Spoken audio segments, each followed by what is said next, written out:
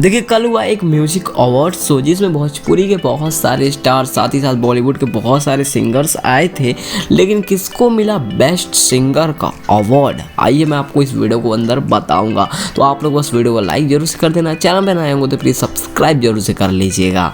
आइए देखते हैं। देखिए बेस्ट सिंगर का अवार्ड पवन सिंह को ना मिलकर खेसारी लाल यादव को मिला है। अब बहुत लोग कहेंगे यार कि तुम कैसे कह सकते हो, पवन सिंह तुझसे अच्छा थोड़ी खेसारी लाल यादव गाते हैं, खेसारी लाल यादव से पवन सिंह अच्छा गाते हैं, फिर पवन सिंह को मिलना चाहिए था। तो रुको जरा सब्र करो, मैं बताता हूँ। देखिए खेसारी लाल यादव को मिला है फिल्म के लिए और पवन सिंह को मिला है एल्बम के लिए। मतलब किसी एल्बम में पवन सिंह ने अपना गोल्डन वॉइस दिया, मतलब उनको इसी चीज़ का अवार्ड मिला है, golden voice of the year. मतलब 2023 में सबसे अच्छा गाना पवन सिंह ने दिया। एक तरीके से आप समझ सकते हो बेस्ट सिंगर का ही अवार्ड आप समझ सकते हो।